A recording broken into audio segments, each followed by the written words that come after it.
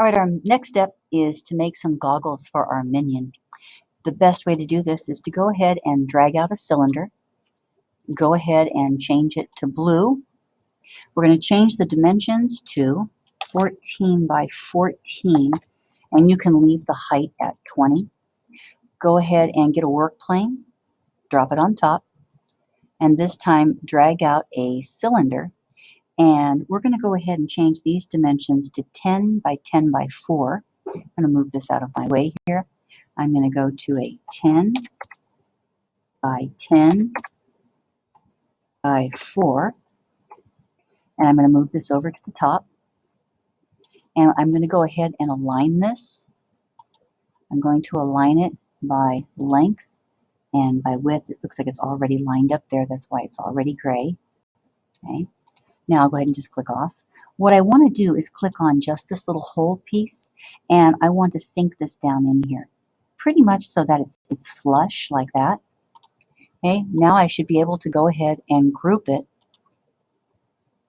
and now a little piece of the cylinder is gone. I'm going to hit the D key to put this on my work plane, and I'm going to tilt this so you can see what it looks like. All right. Now, what I'm going to go ahead and do is I'm going to spin this over 90 degrees. So I'm going to turn this sideways so you can see the correct arrow. Click hold, move farther away. My numbers are positive, so I need positive 90. Do not let go until you hit that number. Let go. The number still stayed 90. All right, I'm going to look at it. All right, now I'm going to go ahead and get a sphere. Put this on your work plane. I'm going to close this up, get this out of my way. I'm going to change the color to white, and we're going to resize that to a 10 by 10 by 10.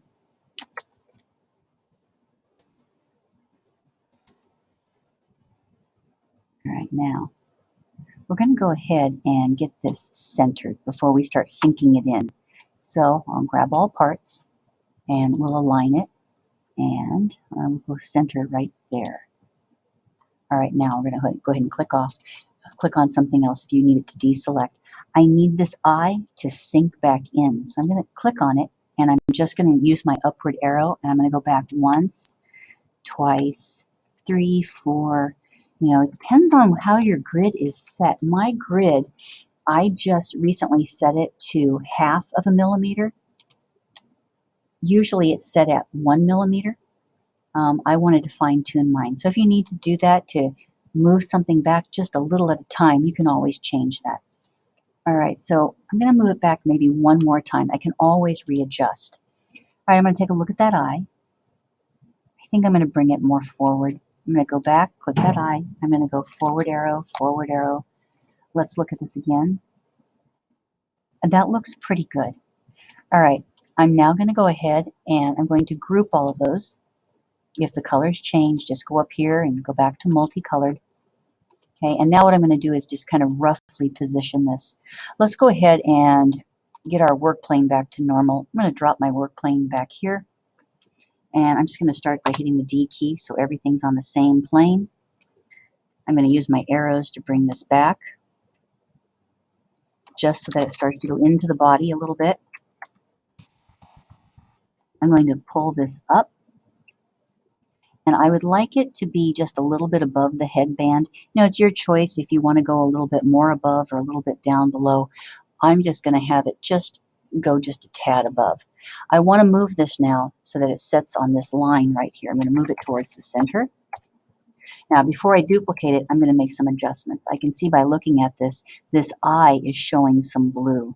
So let me go ahead and temporarily ungroup that eye. I'm going to click that little sphere.